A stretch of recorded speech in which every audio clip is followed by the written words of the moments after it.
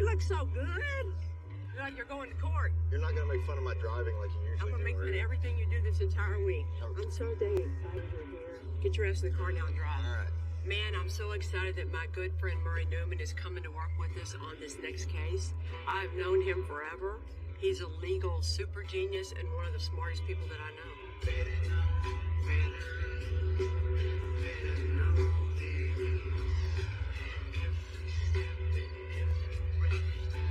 So I met you during the Brian Gonzalez trial because you were an intern, so you weren't even out of law school yet. No, I was between my first and second year of law school. 1997. Never been married before. Still had some hair. You've known me longer than all your marriages added up. Oh, yeah. Easily. I like that. I'm excited, too, not just because it's you and we know each other so well. And all these years you've been putting the case together, too, behind the scenes for the probable cause for the prosecutor. And people don't know, but every day you and I'd sit and talk about everything and figure out what we have and where we need to go. So the strategizing, the true strategizing, has been you and me for 10 years. All right. I've been working on cold justice since the first season as a legal consultant off camera. Kelly and I worked at the district attorney's office, so we both have the legal experience of being a prosecutor, but unlike Kelly, I've got the experience of being a criminal defense attorney as well. As a defense attorney, I have a slightly different outlook on how circumstantial evidence can be used in trying to solve a case. Hopefully we can help Lake Station Police figure out who murdered Frank Halcars and prove it. What'd you think when you first read it? The overwhelming thing for me was just how sad it is that this is an 89-year-old man who is a World War II veteran, our country's national treasures, and he's robbed and beaten and just left in such an undignified manner. It's heartbreaking. Frank was a two-time widower and a World War II veteran known for having a heart of gold. My grandfather fought in World War II, so I know firsthand why they called them the greatest generation. When you look at what an honorable man that Frank was, it's absolutely horrendous to realize how his life ended in such a cowardly and senseless way. I was very close with my grandfather. He was my biggest hero. I'd lose my mind if anybody had ever treated my grandfather like that. This is the kind of case you fight the hardest for, don't you think? Absolutely. How's my driving so far? You're doing fine, honey. Hello. Hello, good morning. Detective Pete, nice to I'm meet you. Kelly, nice to meet you. Hi, Murray Newman. Nice to meet you. Captain Perryman. Assistant Chief Taylor. How are Nice you? to meet you, Nice to sir. meet you. How you doing, Jim Richardson? The boss, nice to meet you. Well, we're excited to be here. So back in 2007, what do y'all remember about this case? Ooh, seeing the body. Oh, you saw him? Yes. It's kind of rough sometimes. When you walk in and see an older gentleman like that you know is a veteran, so. And I think they're national treasures, and they definitely don't deserve to end up the way he did. So y'all are super motivated on this one. Absolutely. Yes. Can you say why it hasn't been cleared yet? We were in Gary at the time, and we were dealing with about 136 homicides that year. You know, you have one detective assigned to the case, and you know, you have a certain amount of days to work the case, and then you get more work piled on, and when you hit that end, that's it, you know. You know, that's one reason this show works, because we're forcing you to give us these two guys for 7 working days, which is a luxury you never really have on your cases. Right. So we get it. We hear it everywhere. So thank you for letting us be here. Not a problem. We're excited. We appreciate it. Lead the way. We met back in 06. We were forced to ride 2-man unit for a long time in Gary. So it was like being married for 10 years, give or take. I'm not saying we enjoy working these type of cases because you kind of hope they don't happen. But unfortunately, when it does, we really enjoy that type of work. Okay, so this is our picture of Frank Halcars Sr. And he was how old? 89. I believe he was born in East Chicago, which isn't far from here. He's a World War II veteran. Talking with people from the neighborhood, he's a great guy. He visited the VFW from time to time, and he just kind of kept to himself. Frank Halcars grew up around Chicago. He was a Boy Scout. He joined the Army from 1941 to 1945. He was married twice, and he was also widowed twice. His second wife passed away in 2005. At the time of the murder, Frank was living alone, but he was still very close with his large blended family. In fact, the last person he talked to was his step-granddaughter on October the 26th, 2007. So we know what day Frank was found, Halloween 2007.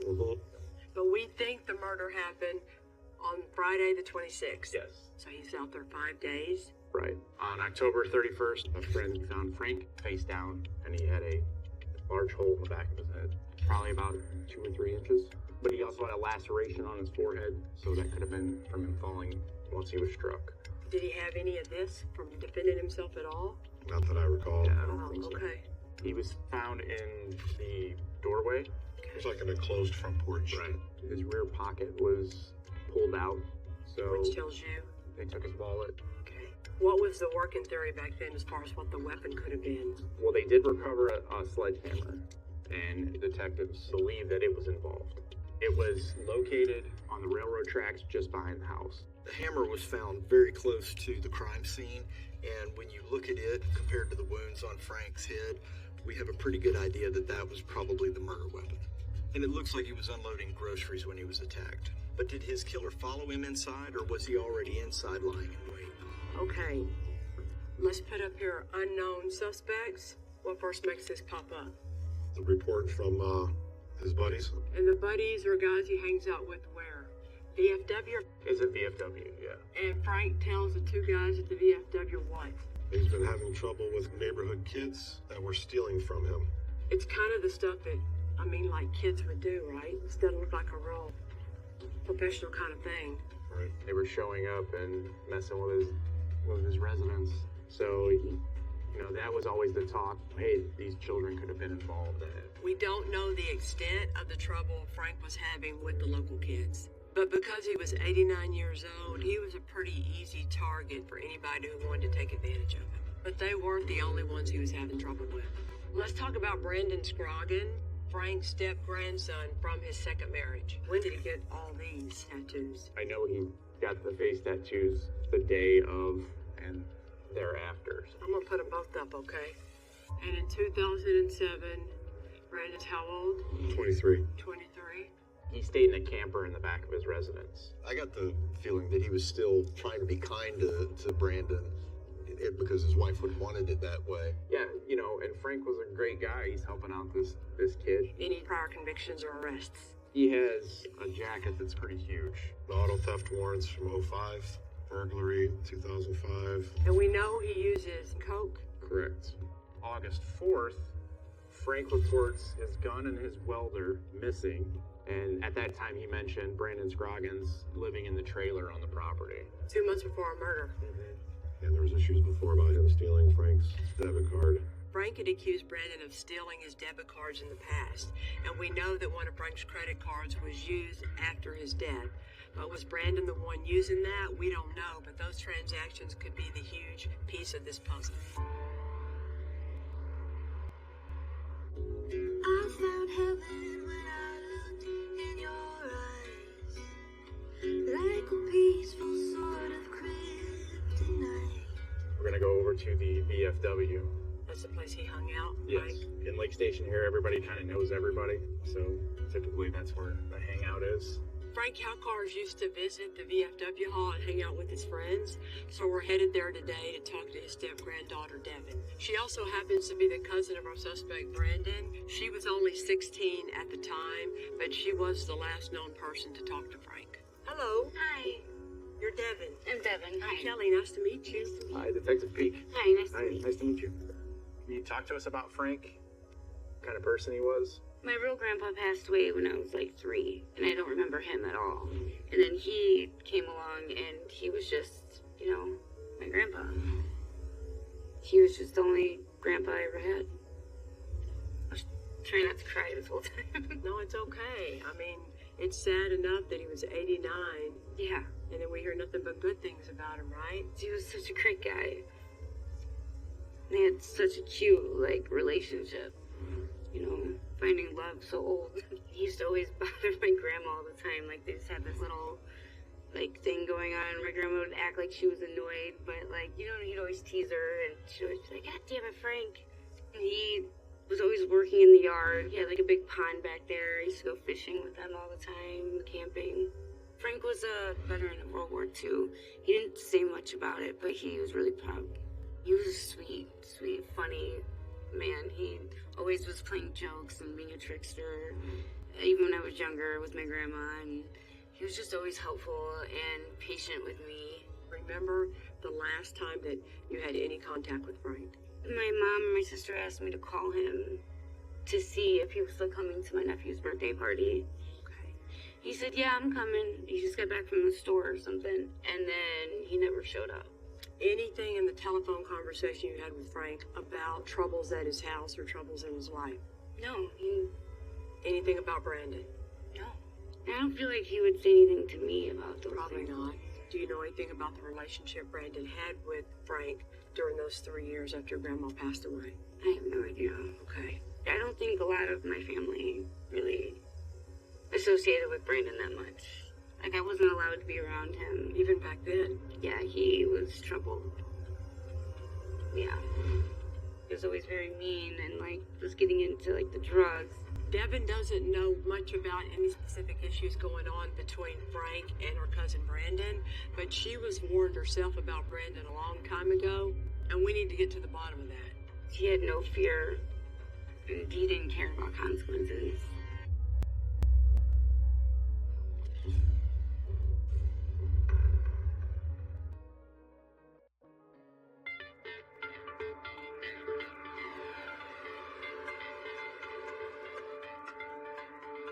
What's your understanding of what's still standing on Frank's property today for us to go look at? Basically, the cinder blocks that held his house up. The rest of it's gone, which is unfortunate. Hopefully we can talk about the area where the porch is, where everything happened, and then talk about exactly how it went down. We always want to know exactly how it happened, and sometimes we may not know the fine details, but we know enough. How he swung the hammer, that doesn't necessarily mean we can't figure out who swung the hammer. 16 years ago, 89-year-old Frank Halcars was brutally murdered in his own home. We want to get a lay of the land and try to recreate his killer's actions. This is the original driveway, right? Right, correct. And the trailer would have been in the grass at the very end over there. This is what we think Brandon stayed in, huh? Yes. And what's roped off here? This would be a representation of the porch. This corner is actually an original corner of where the house was. So he would have, his feet would have been here, right? And Correct. his head, basically, right there. Yeah. So then, Murray, you be Frank, You want me and Pete, you be Sledgehammer Man. Okay. So y'all are thinking it went down how? I think he's coming out from inside the main house because we know that he's got at least one more load of groceries in his vehicle. I think he set down one load and he is coming back out. And I think he gets about this far before he gets that first strike to the back of the left side of his head. Okay, so where do you think the sledgehammer suspect comes from? I think he followed him out the door. I think he came right behind him. Could they have been having an argument and he said, you know what, enough of this, I'm leaving and you need to too, and walked out ahead of him? Yes. Or he could have walked in and seen him with a hammer and was like, let me get out of here. Or he could have been hiding. You're never going to. Okay. Frank could have been struck after a confrontation. But we believe that some neighborhood kids, as well as Frank's step-grandson Brandon, had been stealing from him. Maybe he came home in the middle of a burglary, and to avoid being caught, the burglar grabbed a nearby sledgehammer. So I believe he strikes him here. And then he falls onto his left side. The fall makes the dentures fall out. Correct. I think he comes this way. I believe he hits here. When Pete did that blow to Murray's little head, that's horrible. That's way worse than pulling the trigger on a gun. It was bad. So then he would remove the wallet and then exit out this way. When the police arrived, his wallet is not there, right? And his pockets pulled out, too. And then, what do we know happens out here? The sledgehammer was located right off the railroad tracks. You have the residence, he's going this way. He's not going back out the driveway. We think this happened around what time on Friday? Late Around 5? Late after, yeah. 3 to 5? And the first credit card uses at what time?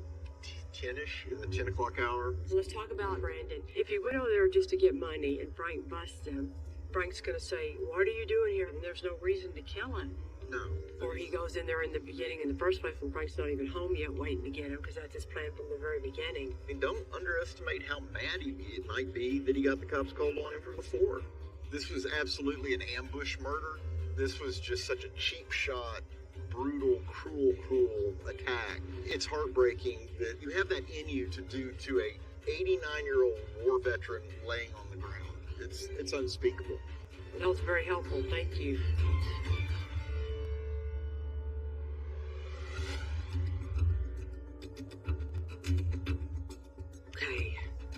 Peter Holt. He says he's the stepson of the victim. As hot-headed as Brandon can be, there's no telling what he might have told him over the years, too. Right? It's time we start talking to everyone who can tell us about Frank and any strained relationship he might have had with his step-grandson, Brandon. Was it so bad that it could have led to murder? And why would he kill the man who was helping him more than anyone and giving him a place to live? I raised Brandon from 5 years old till he was 18. His mom died. So what about his dad? Frank left. So that's why it kind of fell on you. Yeah. What do you know about Frank and Brandon's relationship? I know Brandon got money off him a couple times, and I talked to Frank once more. I said, don't give him no more money, Frank. Don't give him more money. He's going to go drink it up or get coke or whatever he wants to do with it. What, 2 months later, 3 months later, that's when they found him dead over there, you know. Really? Yeah. Talk to me about Brandon's relationship with Frank. He was staying with somebody and he couldn't anymore. I was shocked when my mom said, Frank's letting Brandon stay in his trailer. And I was like, really? I'm like, why would Grandpa do that? You know, because I know I didn't trust Brandon. You know, everybody knew he would steal from you as quick as he can. I know that he had screaming matches with my grandpa. And I think there was an instance when my grandpa was finally like, you have to leave. Like, you can't stay in the camper. You can't. Do you remember when that was? I don't. I really don't. I know it was let's within a month of him. Okay. I would say definitely around 4 weeks of him not being here with us anymore. If Frank was trying to kick Brandon out, then maybe Brandon felt like he had nothing to lose by trying to steal from him one more time. Brandon's one of the people, I honestly don't think he has ever felt empathy in his life. He doesn't feel for other people. Brandon was, when he wasn't in jail, he was always around. His mom ended up committing suicide when he was a couple years old, and he was in the house with her. That's why. On Mother's Day. So. But when he started, I think, his drug addiction, he just wasn't right. I remember months before Frank was killed, he had let Brandon stay in the camper on his property, and Brandon stole his gun, his checkbook, and Frank said enough, finally. So Frank told you that directly, that he told Brandon to leave and that was enough? Yes. I remember him telling me, I'm a little scared of Brandon. He said, if he gets, with the drugs, Matt, he said, because I'm 80-something years old and I couldn't fight back if, he wanted to do something. And that stuck in my head. All right, you take care. You too. Frank told her he was scared of Brandon. And in August, he kicked him out and told him not to come back. So there's a possible personal and financial motive here. Yeah.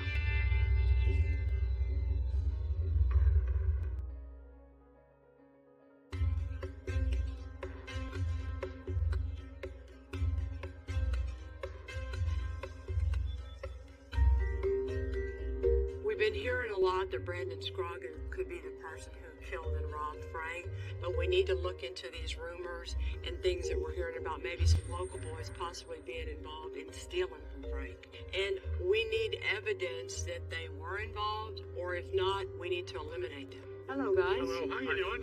How are you, sir? My name's Kelly. Nice to meet you.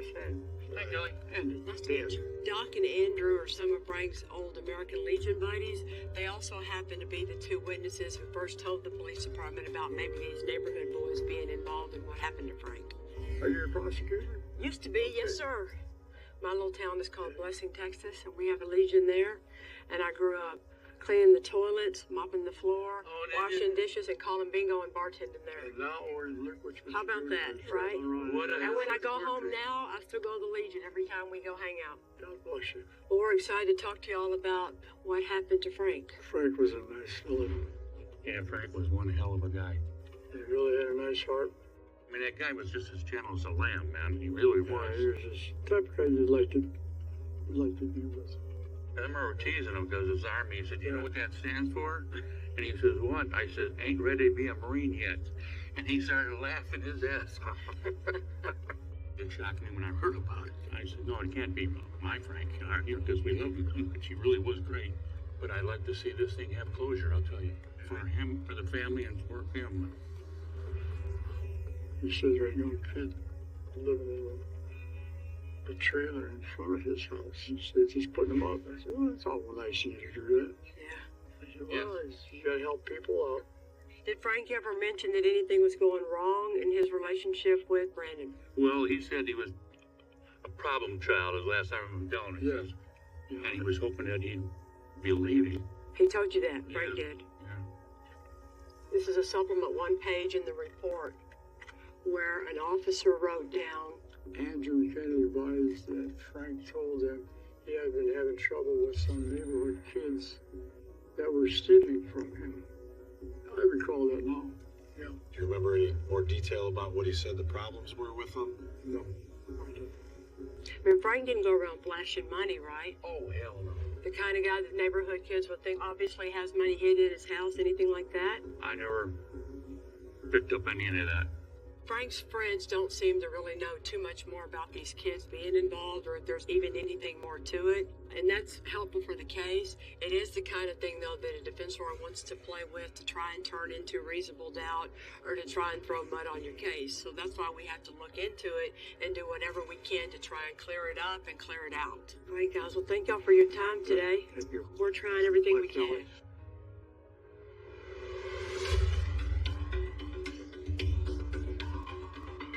So, all this credit card transaction stuff, pull out your notes so we can make it nice and accurate. We know that Frank's credit card was used shortly after his murder, so now it's time to take a deep dive into the details of all those credit card transactions. So, we think Frank goes to the store and maybe Menards on Friday, October 26th.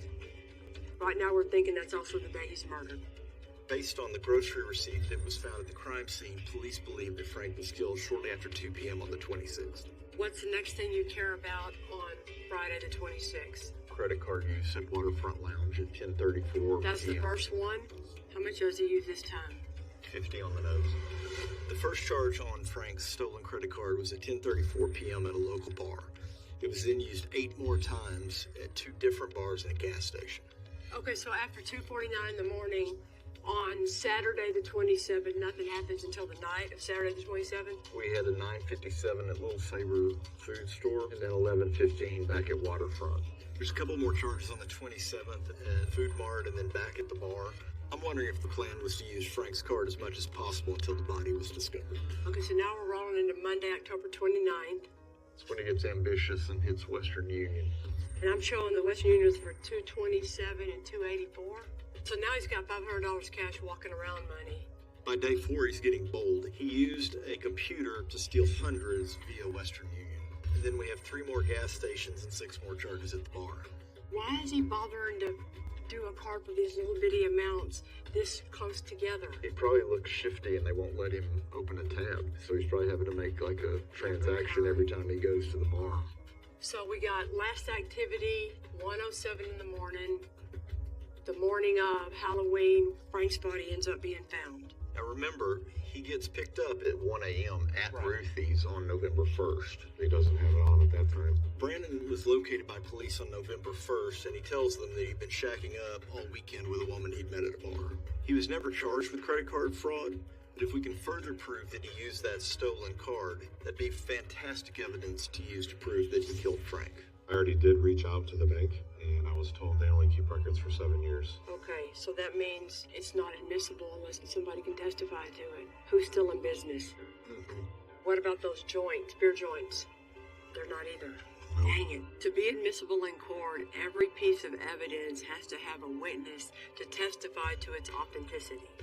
The easy way to make all this admissible would have been back then to have the paperwork from the credit card transactions.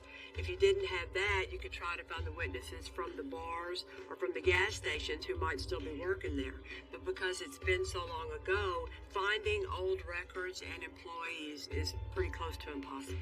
We may think Brandon used Frank's cards, but right now we can't prove it. How do we get that in? We prove it by going through the woman he was with. If you can use her to legitimize the transactions, if you're the prosecutor and you're in court, you argue it goes to the weight of the evidence. We need to find this woman and hope that she saw Brandon use this card.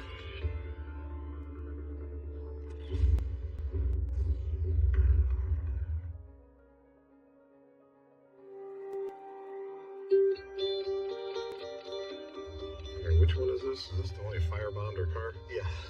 While we're busy trying to track down Brandon Scroggins' alibi witness, there's another girlfriend from his past that we think is very important that we need to talk to. How you doing? I'm Murray Newman. She dated Brandon Scroggins a couple of years after Frank Halcars' murder, and we're wondering what, if anything, he might have told her about his grandfather's death. I dated him in, it was really late 2011, and then by March, he turned psychotic. He is very aggressive, very dominating, very abusive. He kept calling me off the phone, turned off my phone, wake up the next day, my car he set on fire. And then after that, it was I have to leave my house because he started to set my trailer on fire. Left my house, went to a shelter, lost my kid because of him. And then I get out the shelter a month later and my house burns down to the ground 2 weeks later. Did he ever talk to you at all about Frank? No. I said I don't know anything other than whenever I first got with him, he made me Google his name as well on the internet, and he made me read the article to where he was the main suspect, and was like, I want you to hear this from me before you ever hear it from somebody else. But he never elaborated on it or said that he did or didn't. You know what I mean? He never admitted to me as to anything, but he's obviously set stuff on fire. He'd say that he's killed others, and then he would do the same to me. What exactly did he say? He would just say that he would use the number 5 especially, like every time, say that he killed 5 people and then he'll kill me as well. Wow. This guy is out of control. He's clearly, based on what she has told us, a very, very scary person. He would talk about going to the city and literally running up behind somebody and hitting them in the back of the head and then reaching in their pockets and taking whatever he could get, whether they were dead or alive. He apparently liked to brag. He claimed multiple murders. It sounds a lot like what happened to Frank. Thank you so much. Alrighty, thank you guys. And I think all these pieces are just fitting together in a very commonsensical way that makes a beautiful case for a prosecutor. Yeesh, bless her heart. She's been through a lot of that psychopath, that's for sure. She was definitely visibly shaken. Still scared 10 years later. Oh yeah. Also, something very interesting was Brandon told her that he would sneak up behind people and hit them in the head with an object, and then when they went down, he would take whatever they had in their pockets and leave, whether they were dead or alive. Oh, that's nice. We never had that before. No. Oh, that's beautiful. She was very clear on that. All right, let's call it a day. A good day. Good day.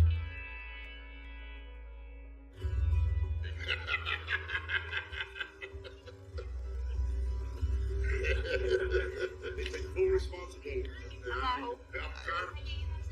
Yes, ma'am. Okay. I'll take a Miller Lite. Miller Lite? Yes.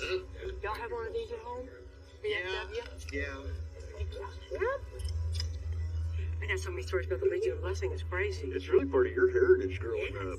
Your grandpa was in World War II and your dad was in Vietnam? Yeah, I can't help but think of my grandfather every time Frank is brought up. What are you thinking about what we're looking like? You know, I think it's still very key that we talk to the woman that he was with and keep our fingers crossed that her life has been on a better path than what Brandon's has been, and that she's willing to help us out, because I think she's extremely key to it. If we can find her. If we can find her. As a defense attorney, I'm always thinking about how a case is going to unfold in the courtroom. And even if we can't find Brandon's weekend fling, if she's a drug addict or a criminal, it opens the door to the defense team to challenge her credibility and testimony. If we lose the credit card piece of the case, what do we have? Yeah. It's a whole different case. It's pretty much an all or nothing proposition. We really need her to be knowledgeable and credible. I'm glad you guys are working on this phone case. We are, and we're hoping to have some luck. And we want to make your community proud. Lake Station Police Department look good because they're trying really hard to solve it. Yep. And the victims are World War II veterans. Frank was one of y'all. Thank you all for what you're doing, dude. Yes, sir. Thank you.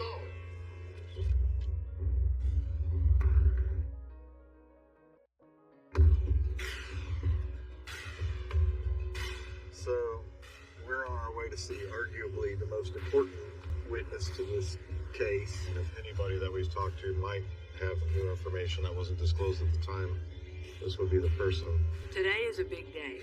Terryman and Murray just got a new lead on hopefully being able to find Brandon Scroggins' alibi witness, and Peake is on his way to a correctional facility where Brandon is incarcerated for crimes committed against his ex-girlfriend.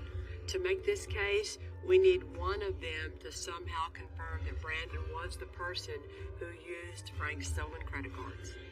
Obviously, what we're talking about is there was a homicide, right? So when did you meet him relative to when that happened? Might have been the townhouse back then. I remember this particular person coming in like in a wet hoodie. His name was Brandon. And he was real generous. He was buying everybody drinks. And I ended up bringing him into my home and sleeping with him.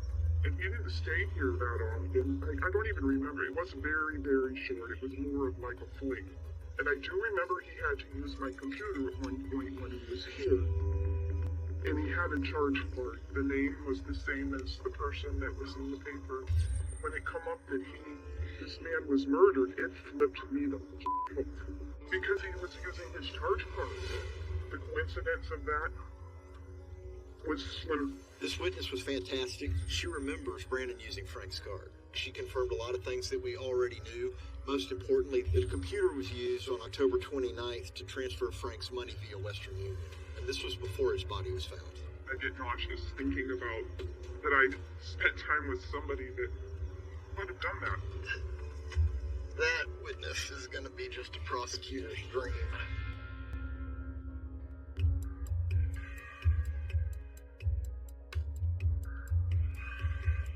How you doing, Brandon?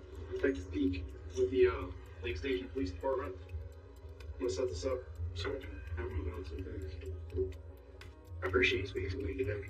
It's important to me to have Brandon feel comfortable with me, to get him to speak with me. My plan is to let Brandon know that I don't have much information from the previous detectives, and that I'm just trying to gather information. You know, it's always good when you can kind of play on his side in the beginning, kind of warm him up. What I'm looking into is your grandfather.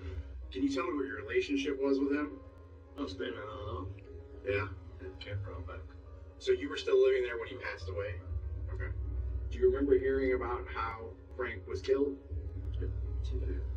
Killed him with a sledgehammer. I don't remember what he was hoping. I think it was in papers, and the paper was reporting. So you seen it in the newspaper? Okay. I think that friend I was bar helping on different bars, and then I ended up with a different chick. So my ex one night, and another girl I was with. I was with her. Like 3 days when all that happened, I was with her. The night that happened, I was in her house. Does it bother you that we haven't found out who killed Frank? Yeah, because it's like, it seems like every time I turn around, somebody wants to haunt me, or this is bothering me. My past, it don't matter if I'm on a good job, or a girlfriend I'm with, or anything I'm with, it's bothering me. It affects me every time now. Everybody thinks I'm no good. I did this. Do you know why that everybody was just kind of blaming you for it? It's just his credit cards. You said you were using his credit cards? Okay. Talk to me about that. His credit cards, and somebody thought we got 200 feet up in there, and one's inside of the mail. We sat in there. So I ain't gonna affect him, and the credit card company's gonna put it back on, so it doesn't matter. I was 27 years old. I didn't care. You know, so I got trouble, So, you used the card at Waterfront? Does that sound about right? Did you attempt to get money from Western Union? Do you remember this? Okay. If I showed you this, all these transactions, did it look like something that you... Okay. And this is from a credit card that you located inside of Frank's house. Brandon was very open to speaking with me about things. He felt that the statute of limitations on the credit card use was an issue, so he admitted to me that he stolen the credit card from Frank Cars and he used them at all those locations. Around that time period, were you asked to leave by Frank or the police? They come by one night we had it. I stole the gun. Okay. The gun and stuff. Did he ask you to leave the house that day? No. Were you asking Frank for money around that time period? Because I have a report that said you did. That's what Frank said. We know you used the card at all these places. Okay? Frank's wallet was taken from him at some point. We know that for a fact. I know his cards were removed from his wallet. I know you and Frank weren't on the best terms. The person that had a problem with Frank was you. I'm not stupid. That's the worst thing to do. Is if I'm gonna kill somebody, I'm gonna kill him right after I'm using some credit card and stuff, so it makes it look like I did. I see why you're wanting to come after me, but that's the dumbest thing I've ever heard of in my life. Tell me about your relationship. And what would she have to say about you? Everything negative. She's tried to keep me behind bars for the rest of my life. So. She stated that You said you've killed 4 people before, and she could be number 5. And did you ever make that statement in a heat of passion to her, or a reason why she would say that? Brandon seemed to discredit any witness that I spoke with. Every time I would bring up one of those witnesses, he would just paint a bad picture of them, which is typical behavior in someone that is, a suspect in a case. All right, that's all I got. I feel pretty great that we can get some closure to this. Yes, sir. He admitted to using the credit card. So. Really? Yeah, he stated he used it, but his claim was that he retrieved the cards from inside of the residence. He said that Frank just had cards lying around inside of the residence, and I even showed him the printout of what we had, and he pretty much said, yeah, I use them in all these places. Oh my God, that's great. We had a 1-2 punch today. We talked to an amazing witness. He has this huge realization that this guy is using this murder victim's credit cards. In the meantime, you've got Brandon Scroggin in prison, and he's confirming all of these things as well. Truly, that might be the best luck we've ever had, talking to a suspect.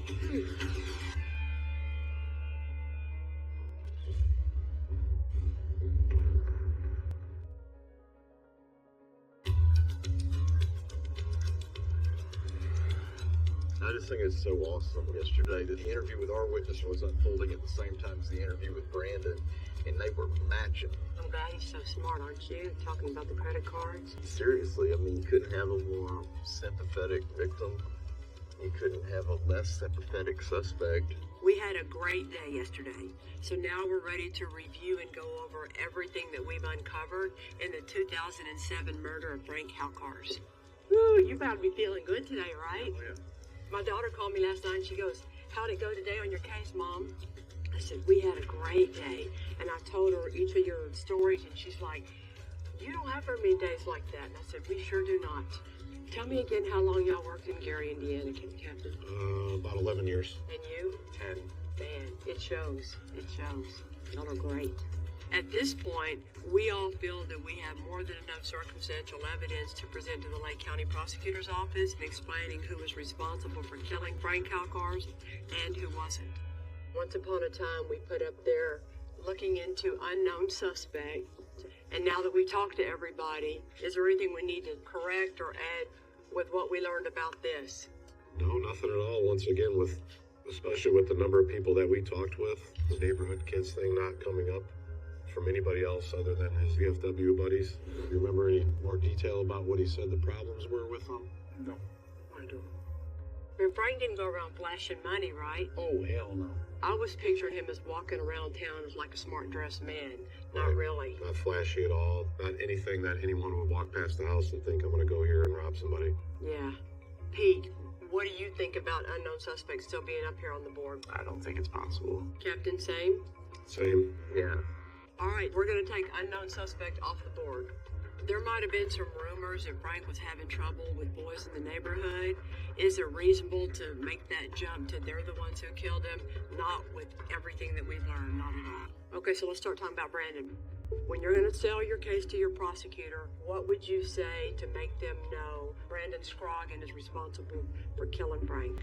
Brandon has a history of crime. Everyone we've talked to stated that he had no empathy.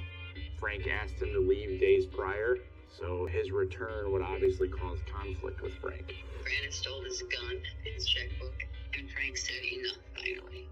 So Frank told you that directly?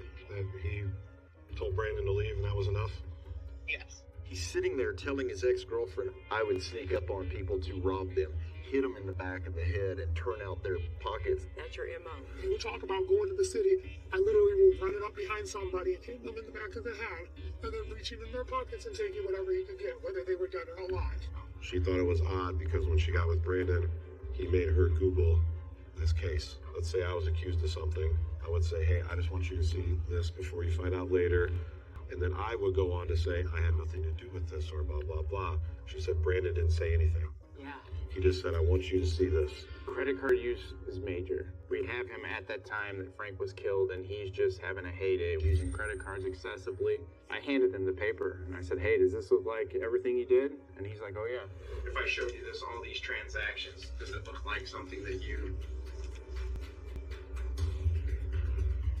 Okay. I actually have a suggestion that I highly recommend, and your prosecutor will love you for it, is take the piece of paper that you showed him and tag it into evidence right now. Okay. But you're in court. You can say, do you have the piece of paper you showed him? Yep. Is this it? Yes, it is. How do you know? Here are my initials, and boom, you just proved it up. And you will have just sidestepped about 3 witnesses that the prosecutor would have to call to prove it up otherwise. This case shows that when everybody is united in what they think about the suspect, personality-wise and criminal history-wise and all the things he's done, and they cooperate and they're all still around and credible, look what you can do with a cold case. His own family is telling everything they can on him because they know that he ought to get in trouble for what he did. It's really telling if you look at the picture of Frank Halkars at the age of 23. He is about to go off to war where he may not come back, and he's doing it out of a sense of duty. He is everything that 23-year-old Brandon Scroggin is not.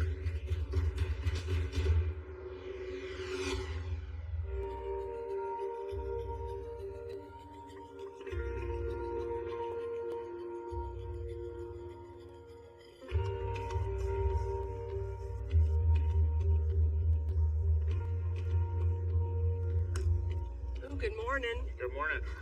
Perryman and Pete had their meeting with the prosecutor's office, and now we want to update Devin on everything they learned and on the progress that's been made with the case. He brought help today. Yeah. Hi, nice to meet you. Nice to meet you. It went really well. Everybody that we talked to, we're super excited to know that the case is being worked on, and I think they're all going to feel good when they hear about this. These guys did a wonderful job. Thank you. He wouldn't talk to Brandon. Yeah, we spoke for about an hour and a half. He didn't say a lot to help himself. You know what I mean? We spoke with our prosecutors. We submitted everything, all the work that we did throughout the week, presenting charges for Brandon. We got a few more small details we got to button up. Our prosecutor that we spoke with feels pretty confident. Okay, I don't want to make any promises because other things can happen, but it was a very positive meeting. I'm extremely grateful for them for this, for everything they've done. Knowing that we'll have some closure and justice for my grandpa, that's what matters. I'm at peace, happy, and relieved. How do you think that's going to affect your family, your mom, and everybody? I'm not really sure. I think justice is more important. For me, I can't speak for them. I'm sure some are going to be upset. This is a great case. We're all excited to see where it goes from here because Frank Halkars was a great man. He served our country. He lived a long, full life. It was taken from him still too short. Give me a hug. And up until now, all his family can think about is, why does someone get away with murdering a man like that? But hopefully today, with all these answers, It was nice meeting you. Me too. they can finally switch that focus and appreciate that now they can finally get justice. They say justice is blind, but in Havana, she keeps one eye open, watching who you belong to, who calls your name at dusk. My name carries my father's trade and my mother's warnings. It also carries my brother. When the body was found behind the cantina, the alley smelled like bleach and salt air. Rumors formed before the tape did. On the news, they spoke about motive like it was math. At home, Mommy pressed a rosary into my palm, as if beads could turn back any clock. I had tried my whole life to be the honest one, the measured voice, the page with no erasures. But love is a fast editor. By the time the judge asked me to state my appearance for the record, my answer already felt like a lie. My name is Isabel Marquez, attorney at law, daughter of a bus mechanic and a school librarian.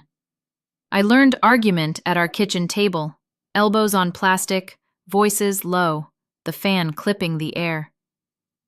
My father taught me torque and leverage with wrenches. My mother taught me commas and patience with dog-eared paperbacks. I chose the law because it sounded like both. A machine that could move a stuck world. A sentence that could breathe if you placed the pause just right. I work in Old Havana, in a courthouse that sweats.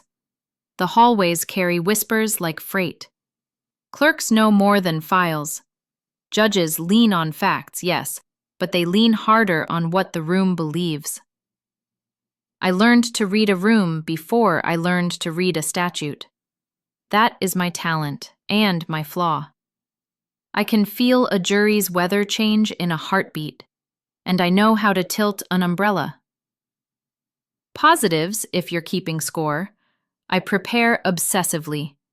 I remember names. I never mock a witness. I treat the record like a fragile instrument. Negatives? I hate to lose. I hoard control. I don't forgive easily, least of all myself. Pride keeps my back straight and my teeth clenched. Survival keeps my calendar full and my sleep light.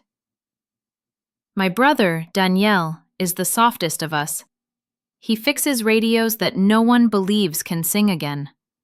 He owes favors like other men owe rent. The night the cantina bled, he was seen arguing with the dead man, a mid-level supplier with noisy friends. In our neighborhood, noise is a witness. By morning, a detective I recognized from the hallways was already at our door, asking to clarify a timeline. Mommy stood behind him with a dish towel like a white flag, as if surrender could be domestic. Talk to him like he's human, I said to the detective, calm, practiced. Talk to me like I'm counsel. He smiled, the kind of smile that says he remembers that day I made his case crumble on evidentiary grounds. Of course, licenciada. They took Danielle anyway. The case file felt wrong in my hands, heavier than its pages. I spread the reports across my desk, highlighted in colors I reserve for different kinds of lies. The coroner's estimate, the bartender's statement, the camera that didn't work. Havana has many cameras that don't work. They fail like promises. I called 3 witnesses, found 2 more I could trust half a step. I saw the gaps where a good defense could breathe, and the holes where truth could drown. Here is where character becomes fate. I have always believed that I can move a stuck world if I push just right. In court, that belief is useful. At home, it is dangerous. Pride dresses up as duty. Duty drinks pride's rum. I introduced myself on the record with a voice I had trained to tolerate fear. For the defense, I said, and nodded at my brother because love needs choreography. The prosecutor listed the evidence like beads on a string. The judge watched me like a mechanic watches an engine, curious about the next noise. At night, I re-interviewed a witness who wasn't sure anymore. I watched his eyes wobble when I mentioned the supplier's friends. Fear visits men in 2 ways. It makes them quiet, or it makes them generous. He became generous. He remembered that Danielle left early. He recalled a laugh that wasn't my brother's. He volunteered a shadow with the wrong shoes. Write it down, I said, my pen steady. I didn't tell him what to write. I told him where to look inside his memory, and he brought me something shaped like mercy. I took it. I told myself it was clean. The city joined the case like a chorus. At the market, hands paused over plantains when I walked by. In church, Mommy's friends gripped her forearm as if faith were transferable by touch. On the radio, a host asked whether the courts could protect a community from its own sons. I called in with a different name, corrected his procedure, and hung up. Control is a habit you practice everywhere. On the second week, I saw the line I would one day cross. It was bright, It was close. It was labeled in my handwriting. A witness's draft contained a sentence that could die without anyone grieving it. The sentence suggested Daniel had threatened the victim. It was truth adjacent, rumor contiguous. I tapped my pen on the margin. I could ask the witness to clarify timing, to be precise, to avoid speculation. Those are honest requests. They also sand down edges. They also erase. I looked at Daniel through the glass that afternoon, the phone warm against my cheek. "Did you?" I asked. "No," he said. He looked at his hands, then back at me. "I'm not a saint, Issa." But no, I believed him. Belief is not evidence, but belief is why I learned to read rooms. I walked back to my office in a heat that made the city smell like rust and sugar. On my desk sat the witness's draft, the sentence like a splinter. I pressed my thumb against it. I did not pull it out. Not yet. I told myself I would win the honest way, the measured way. I told myself the line would hold because I named it. By the end of Act 1, this is the truth. I am the kind of lawyer who can hear a jury's breath. I am also the kind of sister who counts them against my brothers.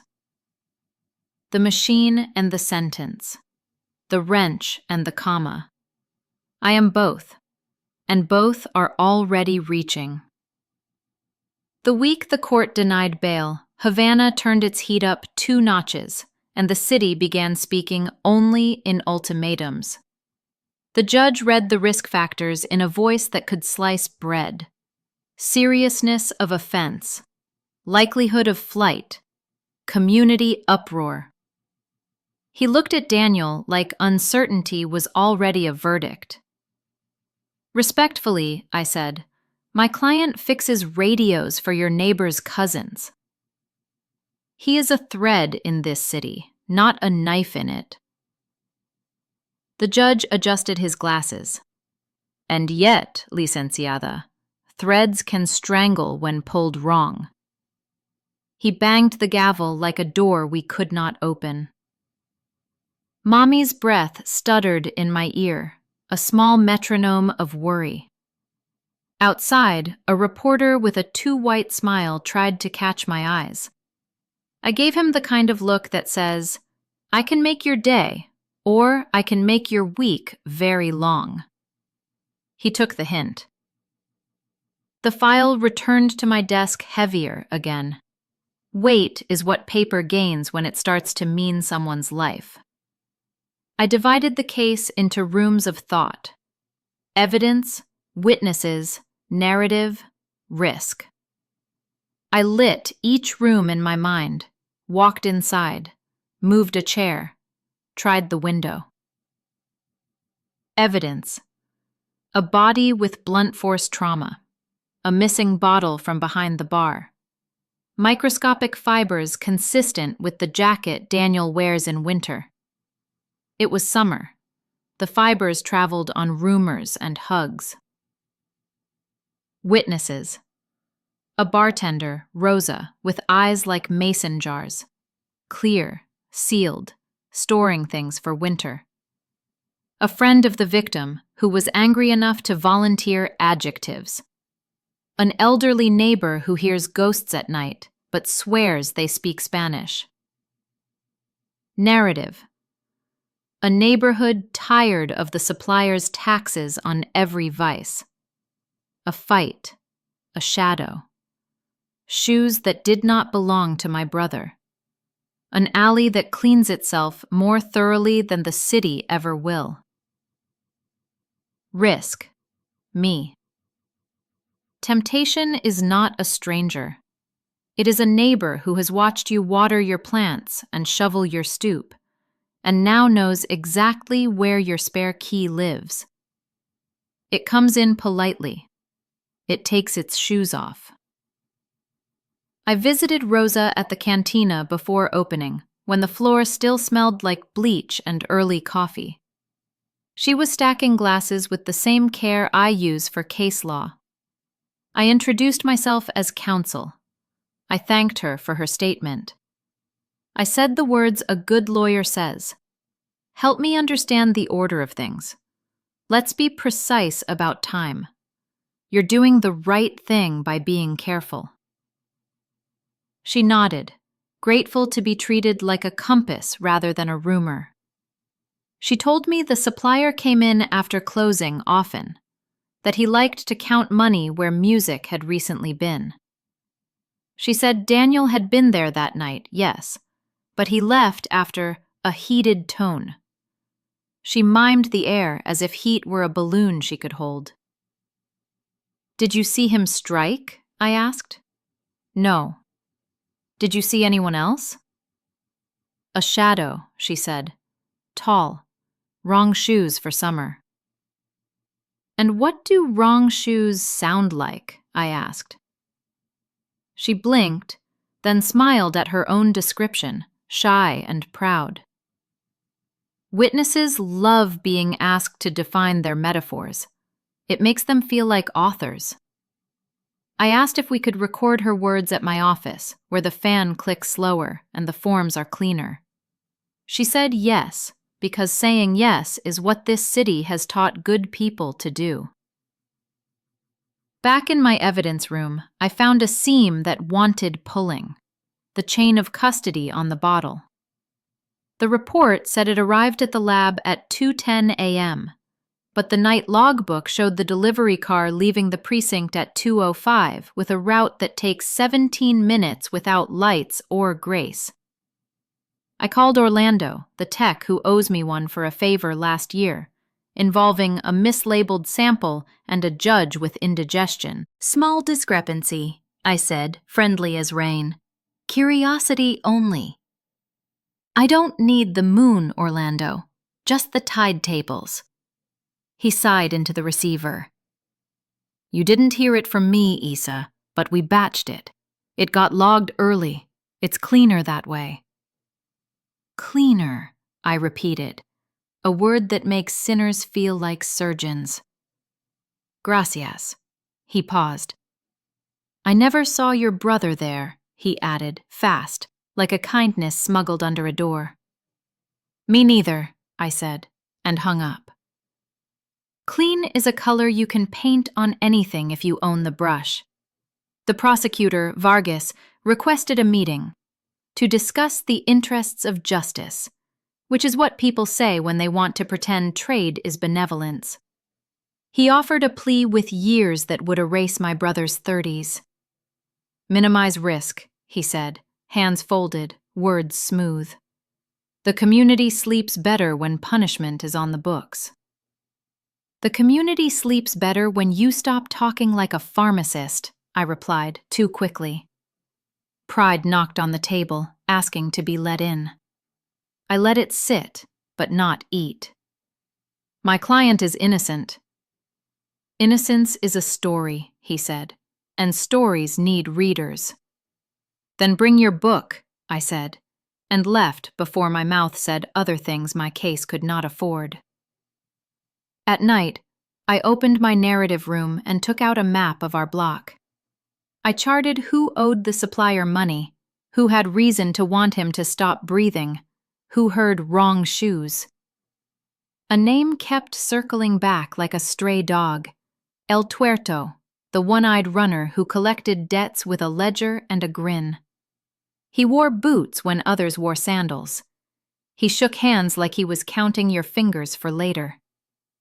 I asked a client from an old case if she'd introduce me to a cousin who sometimes ran with him. I can't be seen, I said. I don't need a confession. We met at Parque Central, where tourists take photos of cars that are older than their grandparents' mistakes. The cousin arrived with a baseball cap too low and a story too tidy. I heard the supplier yelled at Daniel because he was fixing radios for men who owed, he said. I heard he shoved him. What did you see? I asked. A shadow, he said. Tall, wrong shoes. The phrase had migrated. It had become a currency. I realized I had seeded it, and now it grew wild. Pride said, "See, you are good at this. You are building an honest chain of possibility." Survival said, "Tighten it. Make it hold in the wind." I recorded Rosa's statement at my office the next day. I asked her to go slow. I asked her not to guess. I asked her to remember smell, temperature, the song on the radio in the back room. Memory is better at soundtracks than alibis. When she was done, I printed the transcript and slid it across the desk. I circled a sentence I knew the prosecution would skewer. "Here," I said, voice soft, teacherly. "When you say Daniel left before the shouting ended, that's clear. When you add, 'I think,' you invite them to humiliate you." "I don't want that," she whispered. "I don't want that for you," I answered. "Cross out what you are not sure of. Keep what you would sign under a sky with no roof." She smiled, grateful for the dignity of conditions. She crossed out, "I think." She underlined, "left before." She rewrote the time using a clock's certainty instead of a heart's. I told myself I had only trimmed the hedge. I told myself hedges were made to be trimmed. The elderly neighbor with the ghosts refused to sign anything, so I recorded her voice with permission and played it back to her, letting her hearing aid turn her into her own audience. "That's me," she said, pleased. "And that's my ghost." I wrote a summary rather than a transcript, the way rules allow when the witness's age makes precision an insult. I chose adjectives that sounded accurate in my mouth. Later, Mommy set a plate of mango on my desk and told me not to forget to eat. "Your father says the car needs a new belt," she added, as if a belt could cinch a life enough to make it behave. "I'll fix it this weekend," I said, and knew I wouldn't. "Your brother was always bad with clocks," she went on, like people do when they need to tell a story they can survive. "But he is good with mornings. Guilty men sleep in." "Sometimes," I said. I didn't want to educate her about exceptions. I wanted a mother who could sleep. I ran a mock testimony at home because sometimes a kitchen is a better courtroom. I sat Daniel across from me with a glass of water and a list of questions Vargas would love. I made my voice colder than his future. He stumbled. He corrected himself. He grew angry. He cried. I took none of it personally and all of it seriously. "Do not volunteer," I said. "Answer what is asked. If you don't know, say you don't know. If you don't remember, say what you do remember instead of inventing a bridge." "I'm not inventing anything," he said, throat tight. "I know," I said. "I'm telling you how to survive being treated like you might." I reached for his hand. He let me. "This is not about poetry. This is about grammar." He laughed then, weak and bright. "You and your commas." "My commas keep people out of prison," I said, and he nodded as if faith could be diagrammed. That night, when the house slept, I reopened the risk room and sat on the floor in the dark. I let the words from other rooms drift in. Cleaner, wrong shoes, minimize risk, left before, I think. I felt the sentence from the witness's draft, the one I had not pulled out. It prickled like a splinter in my palm. Pride said, "You can win clean." Survival said, "Clean is a luxury bought with other people's certainty. You don't have enough in the bank." I pulled out a case from years ago, a traffic stop turned nightmare for a boy who had borrowed the wrong cousin's motorcycle. In that case, a small correction to a timestamp had saved him from a charge that would have barred him from legitimate work. The correction had been legal, ethical, normal. But it had taught me the muscle memory of changing time slightly so that truth could be seen. Muscle memories do not ask whether their new task is the same or different. They just flex. The next morning, the reporter with the white smile returned. "The city loves a sister," he said, as if love were a commodity on the exchange. "If you want to talk, I can make your brother sound like a hymn." I almost said yes. Not because I wanted a hymn, but because I wanted the jury pool to hum. Then I saw the trap. Once I opened my mouth to a camera, Vargas would open all of his. I smiled politely and gave the reporter a bland sentence about due process, the way you hand a dog a bone made of air. In chambers, Vargas pushed a motion to exclude Rosa's clarified statement as over-lawyered. He used the word like a curse. I argued that precision is not persuasion, that citizens improve their own language when stress has made it sloppy. The judge watched us spar like two roosters someone forgot to feed. "I will allow the statement," he said, "but I will watch its birth video." He meant the recording. I said, "Of course." My stomach tightened anyway. Outside, Orlando texted me a photo of the logbook with a smudged initial added after midnight. He should not have.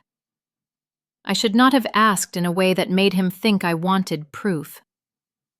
But proof is a religion we practice because we miss God. I tucked the photo in a folder with a name that would look boring if discovered. Supplemental chronology. Boredom is how you hide diamonds. I began